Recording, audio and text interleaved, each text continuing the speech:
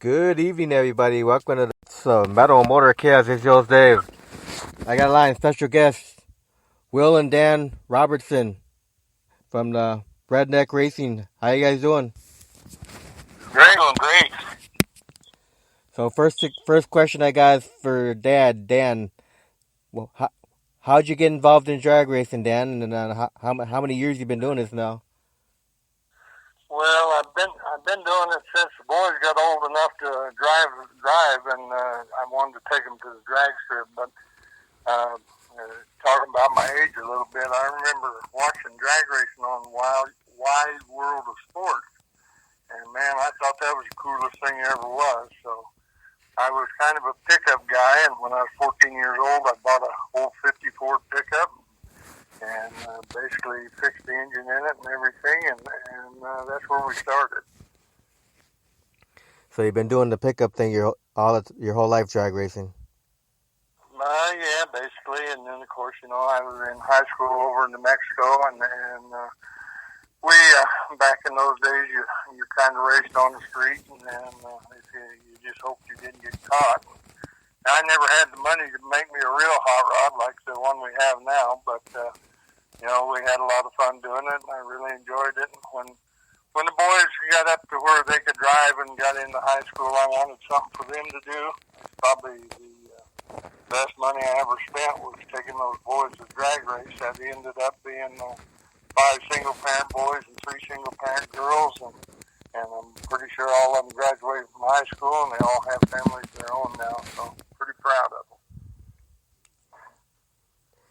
them. Now, Will, you did graduate from high school, right, Will? Yeah, unfortunately. I didn't get much choice. I didn't get much choice in that. Mom and Dad were pretty strict on that. If we wanted to go racing, we better get some good grades. So, not only did I get to go, drag racing, but it made a pretty good career of mechanicing. So it was a good thing to be around cars back in the early 90s, late 80s, early 90s and stuff. So I guess we started we started drag racing in 1990 up in Denver, Colorado. Dad went to John Elway's car dealership and had an old pickup sitting out front. And we went over there and bought that old 1960 Chevy pickup. And they had a race at Vandermeer Speedway that was the truck fest. Was that right, Dad? Yes. And then we went to that truck fest with this bone stock 4-speed 265 1960 Chevy, and Dad kind of pointed me in the right direction, and I made a pass. And after that, I was hooked. So ever since then, he kind of put the bug in your pants, and we've just been racing since then. And it's progressively went fast. We went from bracket racing into class racing, and now we're with this monster that we've got now. So it's been a fun ride. So now, Will, when your dad used to take you guys to the races when you were young, what was one of your most memorable experiences going to drag racing when you were a kid? When we were little kids. Yeah. I guess the furthest back memory I can remember is probably 7 or 8 years old at D-Line Dragway, and I think it was Shirley Mo Downey and Don Garlett's going at it. Dad would have to tell you if that's right or not, but I think that's as far back as I can remember, and that's got to be in like 81, 82 as far as drag racing. But the fuel alters has kind of always been my favorite thing. Them guys are crazy and whatnot. And as we've progressed in our careers and our racing, we've got to know a lot of local guys and whatnot. And that's helped in getting us to where we are today. So Now, some of these pro mod drivers are crazy too. Some of them are crazy. Dad's had that. Dad's had the old truck. Now the old truck is basically set up the same way, right? It's a blown 526 on alcohol with an automatic transmission, and it was basically a back half car. And I've seen that thing completely sideways in the lane, and he's still trying to drive it. In fact, we were at the Trucking Nationals at Firebird Raceway in, I want to say 95 or 96, and he laid that bad boy over on the door, but he was trying to get down the racetrack. You know, Dad's always been wheeling that old truck pretty quick.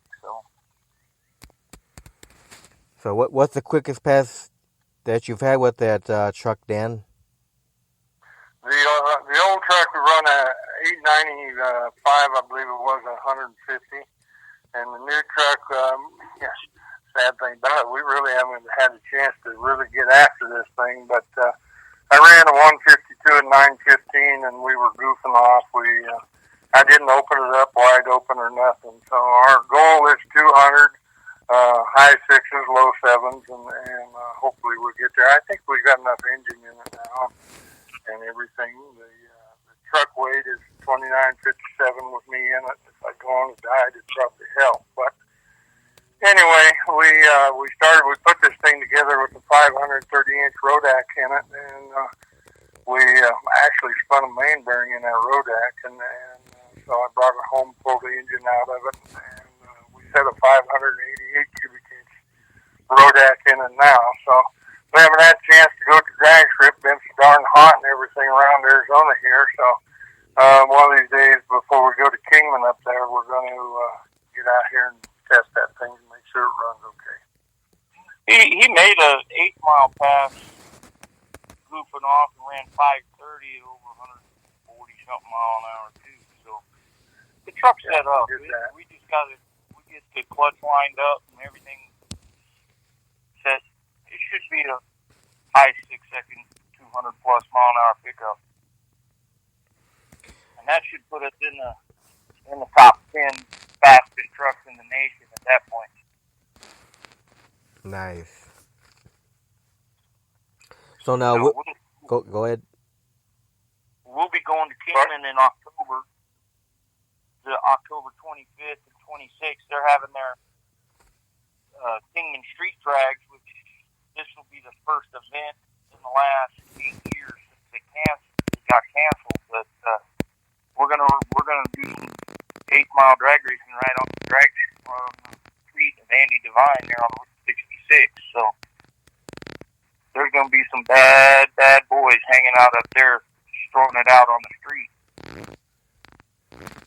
Now, do you ever do any quarter mile racing with the truck?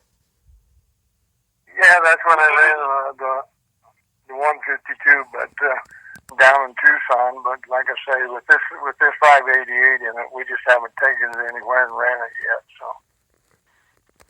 we'll get there. All the tracks here in Arizona are all quarter mile stuff. So now, Will, you're the. Go ahead. The only reason we ran 8 miles down there in Tucson was because the wind was blowing about 160 across the track there, and they shut us down to 8 miles. So that's the only reason we ran 8 down there. Wow, that must have been wild with that wind. It feel like it a little bit. So, didn't feel anything. Yeah.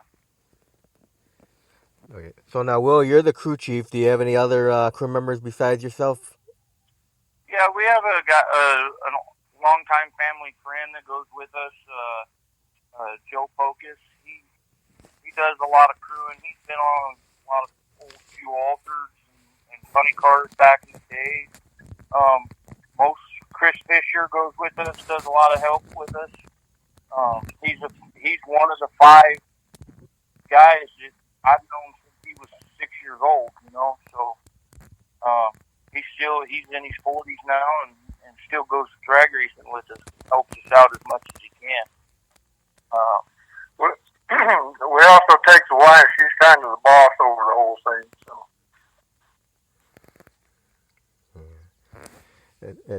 It's good that your wife supports you. You know, you have to have a good woman supporting you.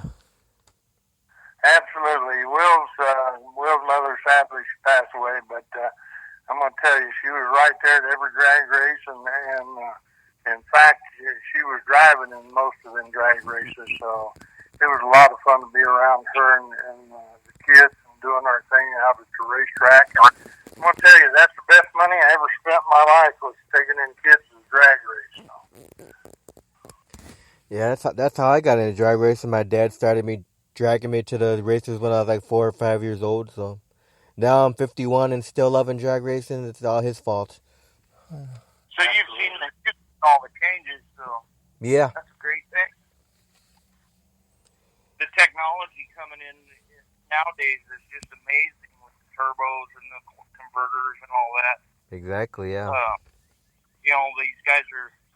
It's getting to where it's almost mindless in some senses, in my opinion, because everybody goes on a computer and then they punch in their tune-up and they go out there and make a pass and almost making it to where a guy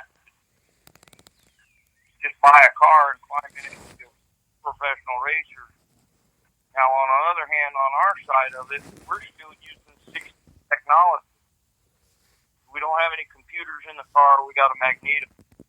Dad has to shift the It's got a 3-speed Linko in it, and he has to do the shifting. And he's got to watch the tack. There's nothing. It's all on Dad when he's behind the steering wheel. So, in my opinion, that's real track racing. That's where the real guys work. Because, they don't got the computer shifted for them and doing launch controls and all that good stuff. So, it makes it a little more fun at the drag strip. You go out there and you read a set of plugs and you tune up out of your head, not a computer laptop. Yeah. So now, currently, do you guys have any sponsors for the truck?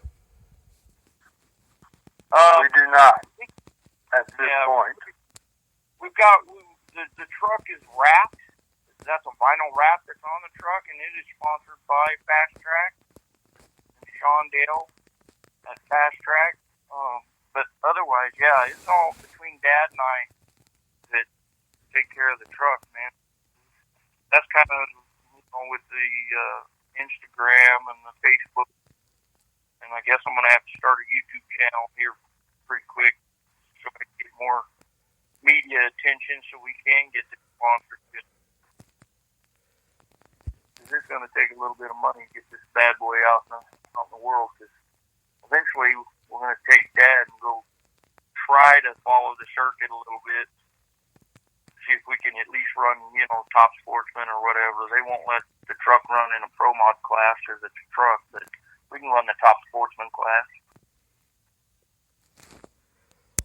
Now, Dan, I had a question. So someone wanted me to mention something to you. To Floyd Guerrera, he said, ask you about the purse you used to pass around. Ask about what? The purse that you pass around. The purse is pretty famous here in Arizona, but there's probably a few things in that purse that most people wouldn't even want to see. But that got to be a pretty famous deal. If you lost, then you got the purse, and so you made a special effort not to lose. So. Quite a deal. It gets between the drivers. Let me tell you, them drivers will carry that purse in the cockpit with them, so at the end of the racetrack, when they beat the other guy, they can give it to him, hanging on the wing, whatever. And we've had guys talk about driving their car into the back of the car just so they'd rather crash you than they get that purse. So we got some crazy guys down here in this little desert rat group. They got some bad machines. You got JD, Screaming Mad JD, and Gary Glenn with their nitro-powered small block Chevy 55 Chevy pickup. And then you got Ethan over here. He's got this great looking 69 carbon fiber Mustang that's going to debut. And there's some bad member campers over here in Arizona. Wow. None want that first, believe me. None. Well, that's a good thing then that you're getting more drivers. Yes, it is. Yeah, and the good thing is everybody gets involved, and you go out and you have a great time, and very seldom does anybody get mad or anything. I've seen a couple of guys mad, but in general, it's all about going out and having a good time and just kind of showing off. And with the old truck, we were over in New Mexico, and this girl walked by and she said, "There's that truck that ran 150 mile an hour." And the guy just looks at her and he says, "You can make a brick go 150 mile an hour if you put a big enough engine in it." So, and that's probably true, but it was kind of funny when she said it, and then of course everybody got a kick out of it. But, you know, it's a big deal to go out and have friends and everybody works together. We took Will to Bakersfield over there for the finals one year, and he got Rookie of the Year, and one of the guy had to race the Sunday morning, or I guess it was Sunday afternoon, but his car had broken, and I said, Joffrey, and I said, let's get out there and help him, and Will helped him a lot longer than I did, but we helped him get his car back together, and then the next day he took us out. But the main thing was it was a team effort, and we all went out there and had a good time doing it. So it's well worth it. All right, so now Dan, what was the experience like for you the first time driving this new the newer version of this truck now? I didn't quite catch the first part of that. What about the new truck? I said, how was the experience driving it for the first time with the new setup? Well, yeah, the clutch and the Linko in there, the first pass, I pulled up to the line and kind of just sat there and idle. I was kind of figuring I was top fuel guy. I was pretty smart and everything. And I took off, and down there about half track, it really took off. And, of course, I got back up to the pit, and my two crew chiefs, Joe and Will, they explained to me very verbally that you're supposed to wind the motor up when you run the clutch and then leave. So the next pass we did that, and of course it leaves a lot harder. The nice thing about this new truck, it doesn't try to rear over backwards or anything. We scaled this thing, and a guy by the name of Chuck Overmeyer down here in Arizona, he helped me scale it, and it lifts the front tires probably 3 inches off the ground, and she just squats right down and leaves. It's a brand new deal, but it's nice to drive that thing. It runs straight as an arrow, and you just got to make my simple little mind remember to wind that thing up before I dump the clutch. And after that, it's all smooth sailing. The one thing you got to remember, nobody can hear you screaming and crying while you're going down the track because it's too loud. So. Yeah, I was telling Will earlier today when I was messaging him. That's some of the pictures of that truck. It looks like a wheel stander. Yeah, it stays on the ground pretty good. Now the old one, we scaled it too, but it had a real tendency to, for some reason, to look up at the stars or the sun, and it still does that. I think we're on our fourth set of wheelie bars because it just breaks the wheels off of it. Up in the air you go. So yeah, that old truck, it definitely climbed the wheelie bars. But that old truck's 4,000 pounds too. Yep. So it's real heavy. Old technology. And once you get out here with the guys and the gals, and first time we took the old truck down to Firebird. What was John? Was his name Will? Yeah, Big John. Big John. He come over and we made a pass, and he come over and he said, "I don't want to tell you what to do, but he said if you'll do this, it'll run better." And so we did that, and it ran better, and he helped us out a lot. But then come to find out, he had his top fuel team, wasn't it? Yeah, he had the Phoenix funny car back in the 60s. Yeah. So he helped us out a lot. And you just, you know, you go out there and listen to old guys, and there's a lot of knowledge out there if you just want to listen to them and let it rip. Well, it's always great to get other people's knowledge and advice to help you out here and there. Yep. Yeah, absolutely. We've been racing long enough, so you figure that's 30. We've been racing almost 30 years, 35 years.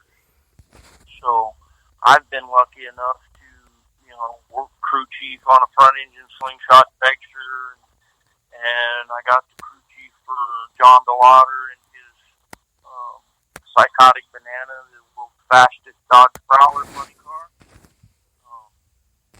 But I've become friends with a lot of really cool guys, Floyd and the Maronis and the Days of the race, Mike Day, and some of these guys that's been around for years and years, and they've running fuel alters, and I got to hang out with Ronnie Fossil, and he still holds the record. Ronnie's passed now, and he's gone and whatnot, but Ronnie still holds the record for the world's fastest fuel alter pass. So, and I was lucky enough to spend time with these guys, and I got to spend time with Gene Adams, who's the godfather of fuel injection, and take in little bits of information. And I don't think you ever really learn as much. You take in so much, and it takes so much time for it to finally set in and go, wow, he said to do this, and try this, and make little tweaks and stuff, and then you go, man, he was pretty sharp. And they tell you in their own little way, they don't want to come off thinking that, they're being pushy. They just tell you, hey, if you try this will happen over here. And then in the long run, you learn something every day when you go out to the drag strip with these guys. And we've done pretty good. We've got to race the truck against some Big Don and his funny car, and we got to, we've raced against a couple fuel alters every once in a while. They seem to beat up on us, but I think with this new truck, we might turn the tables nowadays. So, Dad put the whooping on these guys. Yeah. I just need to drink that bottle of courage, I guess, before we go. Be like John Forsey, Elvis and 1,000 Foot. So now, after all these years of doing this racing thing, you guys, what keeps you guys passionate about doing this still? I'm not sure about Will, but I enjoy building the engines, and I enjoy, tweaking this stuff. And of course, not every day you have the money to do that. You got plenty of time to do it now that I've retired. But you wait till you get the money and you do something. And it's just like this old truck. When Will's mother was still alive, I said, man, I'd really like to build a race truck. And she said, a real one. I said, yeah, a real one. But, of course, things have advanced since then. Everybody's using carbon fiber now. We're now up to fiberglass. But I just really enjoy doing that stuff, and I enjoy being out there with people. And my wife now, she helps me, and she helps me a lot, let me tell you. And sometimes she's probably feeling like whooping me because I have a little bit of a temper sometimes, but I'm not going to tell anybody that. But I just, enjoy that. And you get out there with the kids, and it's a lot of fun. And these, I still call them kids. These kids are 45 years old, 46 years old. So it's just fun for me. And I don't know, but I'll tell you, I'd do it again in a heartbeat if I had the chance. Well, for me, it's all about the family, the friends. I enjoy the technology and the changes and stuff, and having somebody tell me a long time ago we'd never get to make a pickup break into the 10-second range. And when we did that kind of floored them. And then when we finally got the truck into the 8s, that was kind of one thing out, kind of put a little smirk in my face. Now I'm saying I can get this truck into the sixes, and I'm going to do that. Whether Dad's driving it. Well, my biggest goal is to get Dad to break 200 because I want to see if I can scare him really good. But that's the ultimate goal, is to get Dad to 200. But I'd like to see that truck run, 250 in the low sixes, maybe in the high fives. But it's going to take a lot more money and a lot more time. And unfortunately, I'm still working stiff, and I haven't hit the lottery. But the other thing is I'm getting to where I like to see the younger guys, and I like to bring them, give them what knowledge I got. I got lucky enough to meet a young man by the name of Lloyd Cloker and kind of push him in the right direction, and now he's got a thriving business. And I like to think I helped him a little bit, but Lloyd's killing it. He had a lot of help from guys in the fuel altered world too, and he's in his 30s and he's a new dad and got it good. And I think it's kind of our responsibility as the older group now, which we're all still kids. I like going to the race reunion because that's the only time I'm the kid. When I'm at the drag strip, I'm one of the old guys. But when I'm at the race reunion, I'm one of the kids. But we got to get more young people involved in our sport, because if we don't, it's going to go away. And unfortunately, I like that Street Outlaw show, but it's not realistic. Now, do you have any kids, Will? Pardon me? I said, do you have any kids? I've got a 6-year. Well, he's 7 now. So, and my son, he likes to drag racing. He just don't like the noise yet. So it's a little hard on him. But he definitely is number one drag racing guy's grandpa, if you ask him. So, and that's all that really matters to me. So, but now, we got to get these young people involved. That's for sure. Now, how about any of your siblings? They got kids? I have a kid brother, and I honestly don't know. I haven't spoken to my kid brother since my mother passed, so I don't know if he's got kids or not, to be honest with you. But I got friends that, Chris that goes with us. He's got 2 boys, and one of them's in his 20s, and he'll come with him once in a while and help us.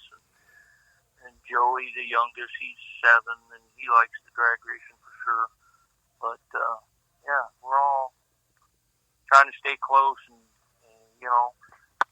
help each other where we need to. And I'm trying to talk our buddy Timmy. He's got a real nasty little Anglia that's a copy of Johnny Loper's Little Hoss, and Tim's got MS real bad, so I'm trying to talk him into letting me bring that car over here to my house so we can get it set up, get it ready to go to Kingman, and maybe get him back out of the house and to the, making some noise with his own car again. So we've got some good friends out there, and we just all try to, get each other through everything and get each other to the drag strip. Ethan's hunting for parts, and I called him the other day, said, whatever we got you need, let me know. We'll get you there. So just so we can make this Kingman race a big thing. So how's the junior dragster scene out there in Arizona? It's pretty tough. I'm pretty sure my buddy Justin Reynolds, his kids have got that clinched up between him and TJ Schofield's daughter and son. They got that junior drag scene clinched. Every time I open up Facebook, they got a Wally in their hands. So they keep that thing pretty clinched up. It's pretty solid out here. There's some beautiful cars and the junior dragsters. The team races, I think I'd have to talk to Victoria Griffey to find out, but I'm pretty sure there's 50 cars easy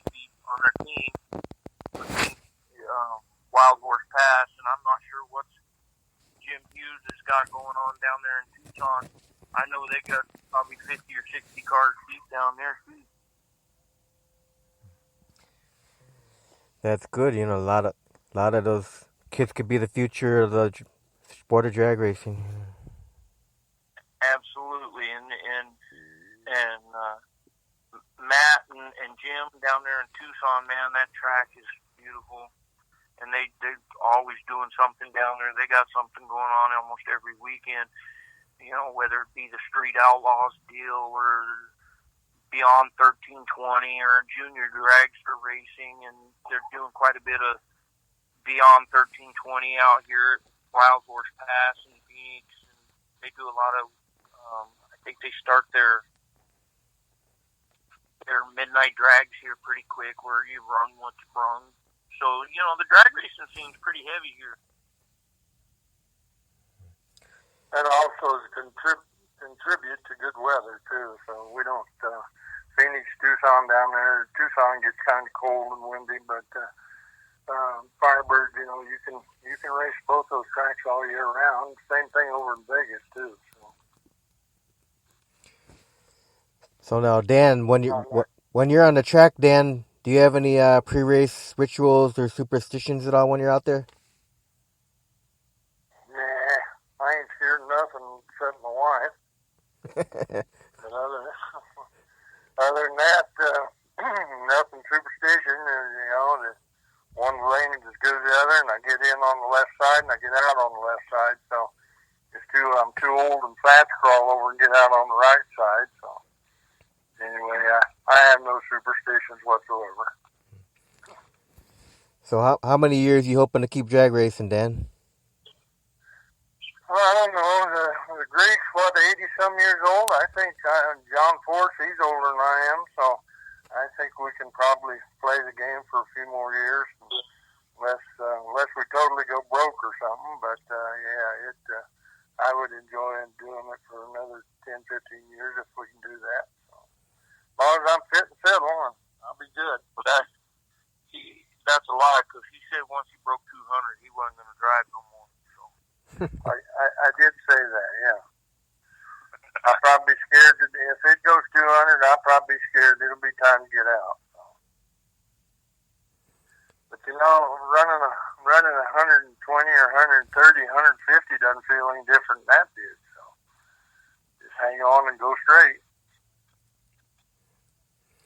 So now, if you ever did retire, are you going to take over driving, Will?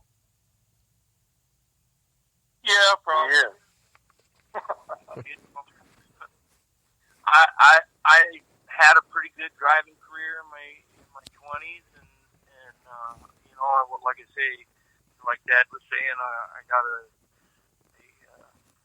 rookie of the year for our local drag racing association, and then I was one round away from, you know, we run national events, and I was runner-up at a Super Chevy, and the only reason I runner-up at a Super Chevy is because Dad had to go to work the next day, because I was going to win that bad boy. But so I've had a pretty good driving career. I think, you know, it's taken me a little bit to get back into driving, but I think I can handle it. But,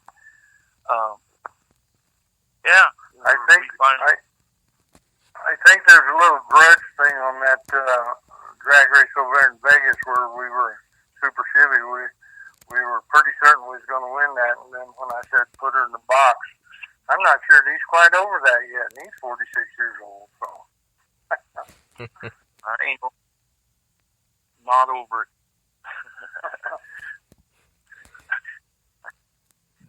I beat everybody on the property that weekend. I had one round to go to win that thing. And Dad had to go to work, so we had to put the car in the trailer. So right before they called us to the lane, it broke my heart. But we didn't miss any work, did we? No. But yeah, I'll either, you know, when Dad decides to hang it up, I'll climb in, and if that don't work, then I'm gonna find a real skinny guy to drive. Will's son. Yeah. Now, do you guys have any events scheduled for the rest of the years? So No, I think the Kingman deal. I would like to go to Phoenix and do some test hits on this thing with this other motor in it. But the biggest thing that Kingman deal, and I don't know if you've ever heard of that, but that is a blast. We started out over there racing at the airport, and I think the first race we went to, there was probably 25 or 30 cars. 8, 9 years ago, when they shut this thing off in Kingman, there was 300 cars there. So this year they're shooting for another 300, and people come from all over the world, and they come out there and talk to you. There was people there from Germany and Sweden and Portugal, and then I'm not a bit bashful about setting somebody in the seat of the old truck and say, how's that feel to you? And so a lady from Germany said, I wish you wouldn't have done that. Now we're going to go home, and he's going to build one and drive it on the Autobahn. I said, well, okay, whatever. But it's fun, and a lot of folks are over there, and if you haven't been there, you ought to go. and you can go on KingmanStreetDrag.com and see their Facebook page. You can go on there and you can see there's a bunch of old videos from the years prior. You can watch us race JD in the '55 Chevy from a couple years ago. You can see Ethan make the 300-foot, 115-mile-an-hour pass in the backdraft car, which was kind of his record for up there. Like I say, in the past, the Kingman Street Drags had been on Beale Street, and it was only 300 feet. This year, it's on Andy Devine, which is old Route 66, and it's going to be a 8-mile track, and they're prepping the road. It's all new asphalt. It's going to be a kick, and there's going to be some hitters, and they show up at this thing. Big Brian, the guy that runs it and promotes it, he's doing a heck of a job, and I think it's going to be quite the show for the Kingman area, and it's going to be quite the show for Arizona, because I think it's going to draw some people in. I know there's some people coming from Florida, and I know there's talking Ryan, there was some people coming from Georgia and some other places back east, and they're bringing some pretty gnarly cars with them. So it's going to be a wild ride for them and us, and we're all going to have a good time. And I know in 2019 we're talking about taking the 55 and our truck and going back to Roswell, New Mexico, and racing over there too. So 2020. Yeah, 2020. So get back into putting on these little I guess you could call them grudge races and match racing with JD and Gary with their 55, and taking Ethan and whoever, Rocky down in Tucson. He's got a little nasty Ford pickup. So we did that for years, and we had 5 or 6 cars, and we had a great time. And the purse come to effect with all that. That purse got passed around because of all that, and I guarantee you that purse is going to get passed around over in Kingman. So, and it might end up in a little fist fight over who's taking that purse home. So, because nobody really wants the purse, but somebody's going to get it, and it ain't going to be us.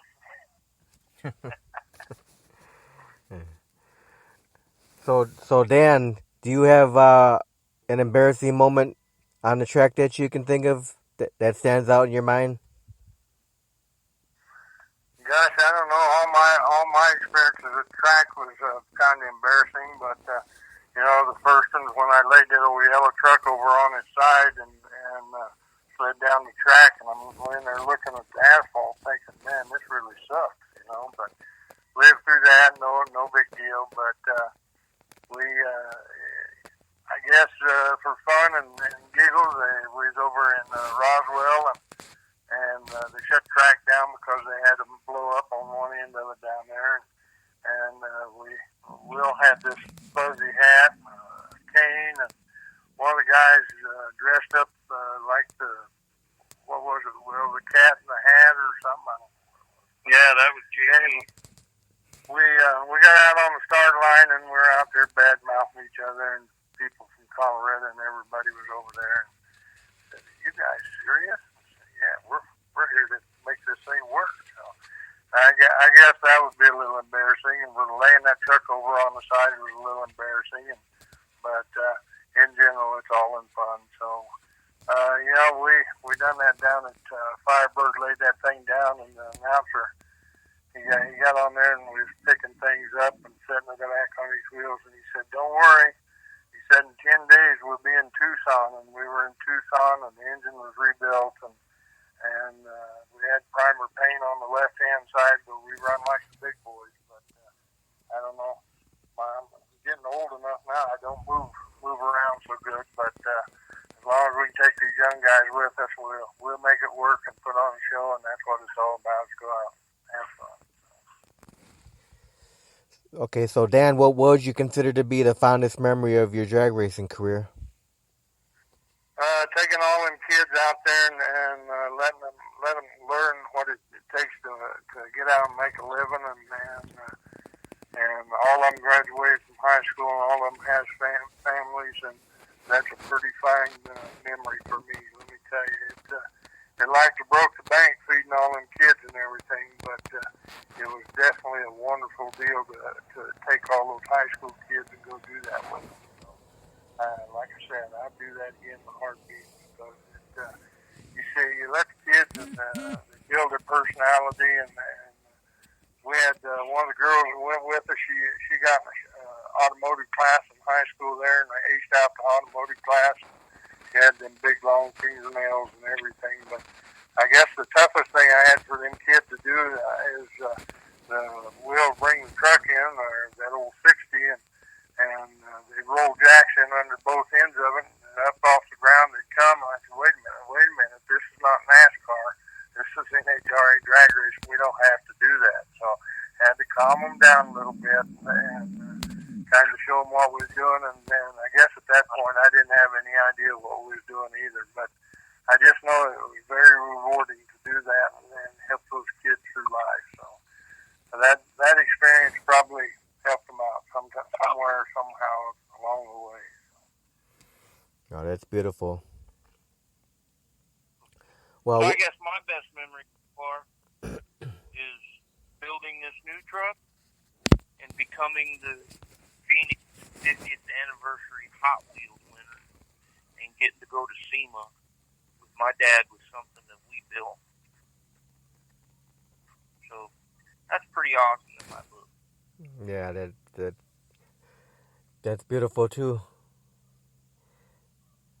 Yeah, nobody can take that away from us. We may not won the Hot Wheels and get a Hot Wheels car made, but we definitely got to go to Vegas with Hot Wheels, and of course we were the 50th anniversary winners in Arizona. So that was a great memory too. Yeah. Well, I want to thank both of you, Will and Dan, for taking time to do this interview tonight. Dave, we appreciate it. We enjoyed it. It was awesome here. It was awesome hearing the history. I told you earlier today, Will. I'm like, I can't wait to hear the history of your dad's racing. And I hope you go many more years, Dan. Well, thank you. I appreciate that. If you guys run out of anything to do, I probably got plenty of stuff here that you can work on. So come on down. All right, you guys. Thanks again for being on here. I hope you guys have a great night. Thanks, Dave. We'll do the same. We'll do another one in the future. We'll do another interview in the future. All right, bye. Great. Come see. All right, bye, guys. Bye-bye.